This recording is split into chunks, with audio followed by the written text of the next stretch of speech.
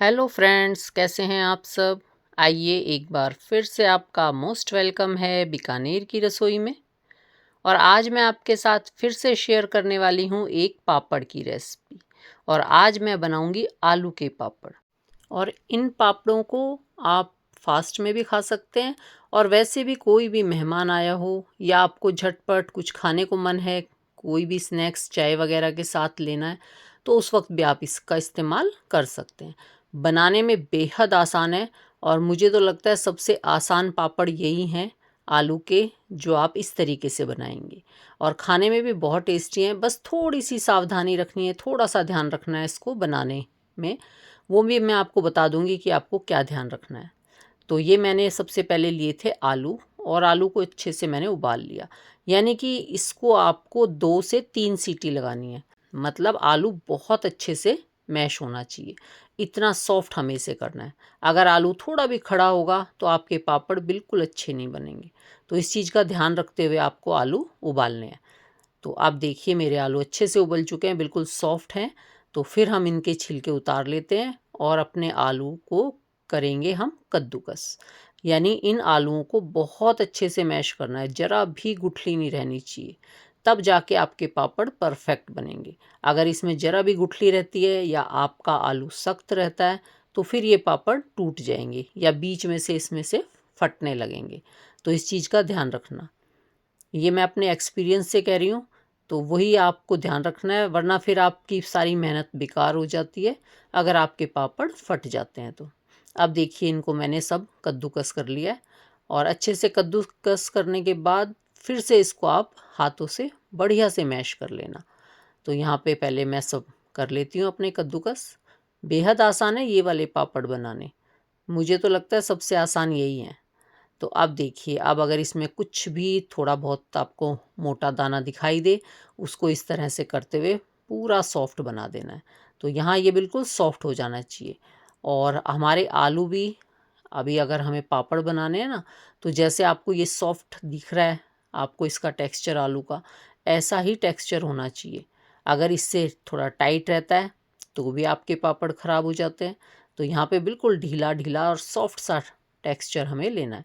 आज मैं इसमें कुछ भी नहीं डालूंगी और सिर्फ आलू से बनाऊंगी, तो इसलिए मैं उसके बारे में आपको बता रही हूँ कि किस तरह का आपको आलू रखना है। अब इसमें हम डाल लेते हैं सेंधा नमक, ताकि ये फास्ट में भी खा सकें। और नमक हमेशा कम डालना, बहुत थोड़ा सा नमक डालना, वरना ये बनने के बाद ना बहुत तेज नमक हो जाता है इसमें। और साथ में डाल लिया जीरा। और इसके बाद मैंने इसमें थोड़ा सा चिली फ्लेक्स डाला है। लेकिन अगर फास्ट में नहीं खाते, जैसे कि हमारे घर में भी नहीं खाते फास्ट में चिली फ्लेक्स, लाल मिर्च नहीं खाते, तो फिर मत डालना, सिर्फ जीरा और नमक डालना। और अब आप इसको देख सकते हैं कि ये किस तरह का आलू का टेक्सचर है।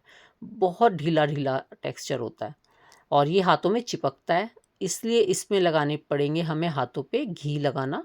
और फिर आप इसकी छोटी छोटी लोई बना लेना, इस तरह से छोटे छोटे गोले बना लेना, ताकि हम पापड़ जितना हमें चाहिए ना, ज़्यादा बड़ा बनाना है तो ज़्यादा मोटा ले लेना गोला। बाकी आप एक मीडियम साइज़ गोला लेना, और आपके ये जो पापड़ है ना बिल्कुल परफेक्ट साइज़ के बनेंगे। और वैसे भी जब ये सिकते हैं तो ये फूल जाते हैं। तो यहाँ पे देखिए मैंने इस तरह से पहले सारे गोले तैयार कर लिए हैं। हाथों पे चिपकता है तो घी लगा लेना है। और तेल की जगह आप ना घी का इस्तेमाल करना, क्योंकि घी के पापड़ आप ना बहुत टाइम तक भी स्टोर करके रखोगे तो उसमें कोई स्मेल नहीं आएगी। और अगर आपने तेल का इस्तेमाल किया तो थोड़े दिनों बाद पापड़ से एक अजीब सी स्मेल आने लगती है। तो मैं तो आपको यही बोलूँगी कि आप घी का हाथ लगाना। और इसके बाद जो ये शीट होती है जिससे हम पापड़ बनाएंगे या जिस पे फैलाते हैं, उस पे भी घी से ही ग्रीस करना। इससे आपके पापड़ बिल्कुल अच्छे रहते हैं, उनमें कोई स्मेल नहीं आती, चाहे आप उसे पूरे साल रखें स्टोर करके। और अब देखिए मैंने भी एक छोटी सी शीट ली थी, ये पॉलीथीन शीट है, जो दाल वगैरह की थैली होती है, उस पे मैंने थोड़ा घी लगा लिया है। और चलिए अब बाहर आ गए हैं, और अब हम शुरू करते हैं पापड़ बनाना। तो ये एक गोला रखेंगे लोई, और इसके ऊपर ये वाली शीट रखेंगे जिस पे मैंने घी लगाया था, और इसको इस तरह से प्लेट से दबा देंगे। प्लेट मैं थोड़ी बड़ी ले आई थी, तो थोड़ी छोटी प्लेट लेना, जिससे ये अच्छे से दब जाता है। और यहाँ पे बस इसको थोड़ा दबाना है, हमें इक्वल दबाना है चारों तरफ से, पूरा बढ़िया सा बनना चाहिए। और ज़्यादा पतला भी मत करना और मोटा भी मत करना, इसको बिल्कुल नॉर्मल सा बनाना है। ज़्यादा पतला करते हैं ना तो जब हम इसको सेकते हैं पापड़ को तो ये बहुत जल्दी जल जाता है, और ये पापड़ सूखने के बाद और पतले हो जाते हैं, इसलिए आप इनको ज़्यादा पतले मत करना। चलिए जी, अब इनको हम सारों को बना लेते हैं और देखिए कितना आसान है। इसी तरह से झटपट ये तैयार हो जाएंगे। और एक चीज़ और, अगर आप आलू के पापड़ बना रहे हैं तो जब कड़क धूप हो उसी वक्त बनाना, आप इनको अंदर नहीं बना सकते क्योंकि ये इतनी जल्दी सूखते नहीं हैं। और अगर आपने इनको अंदर बनाया या छाया में बनाया तो इनमें से अगले दिन तक एक अजीब सी स्मेल आने लगती है, इसलिए आलू के पापड़ को धूप की ज़रूरत होती है। और देखिए एक दिन की कड़क धूप में मेरे पापड़ कितने बढ़िया तैयार हो गए थे। ये देखिए बिल्कुल, और आपको दिखाऊं इतने पतले बने हैं।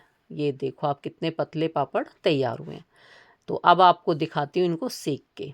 इनको सेकते वक्त ध्यान रखना कि आपका तेल बिल्कुल गर्म नहीं होना चाहिए, बिल्कुल सिम होना चाहिए। या फिर आप ऐसा करो, तेल गर्म करो और गैस को बंद कर दो। अब आप देखिए कितनी जल्दी जल गया ना डलते ही। तो अगर आपका तेल ज़रा भी गर्म होता है तो ये पतले पतले पापड़ एकदम से जल जाते हैं। तो यहाँ पे मैंने गैस कर दी है बंद और उसके बाद मैंने इसको सेका है, और इसके बाद ये फिर अच्छे से सिकने लगे थे। फिर इनका कलर भी बहुत अच्छा आया था और मेरे पापड़ भी बहुत अच्छे तैयार हुए थे। तो ध्यान रखना, आपके आलू का जो पापड़ है वो हल्का सा मोटा ही रखना, आप उसको पतला मत करना बिल्कुल भी। और सेकते वक्त गैस बिल्कुल सिम कर देना या फिर बंद कर देना तेल गरम करके। और इन चीज़ों का ध्यान रखोगे तो आपका आलू का पापड़ परफेक्ट बनेगा। इसमें हमने और कुछ नहीं डाला, ना चावल का आटा ना साबूदाना, सिर्फ आलू से बनाए हैं। तो थोड़ा सा ध्यान रखते हुए आप इसको परफेक्ट बना लोगे। आलू के चिप्स तो आप हमेशा बनाते होंगे क्योंकि ज़्यादातर शुरू से मैं देख रही हूँ कि आलू के चिप्स हर घर में बनते हैं। इस बार आप ये पापड़ भी ट्राई करके देखना अगर आपने अब तक नहीं बनाए। और अगर आपने बनाए हैं तो आपको इसका टेस्ट पता ही होगा कितने अच्छे लगते हैं ये। तो चलिए जी, बताइएगा ज़रूर कि आपको मेरी ये वीडियो कैसी लगी। अच्छी लगी हो तो प्लीज़ वीडियो को लाइक कर देना, न्यू है तो चैनल को सब्सक्राइब कर लेना, और वीडियो अच्छी लगे तो फैमिली फ्रेंड में शेयर भी ज़रूर करना। हम लोग फिर मिलेंगे किसी नई वीडियो में नई रेसिपी के साथ। तब तक टेक केयर, बाय बाय।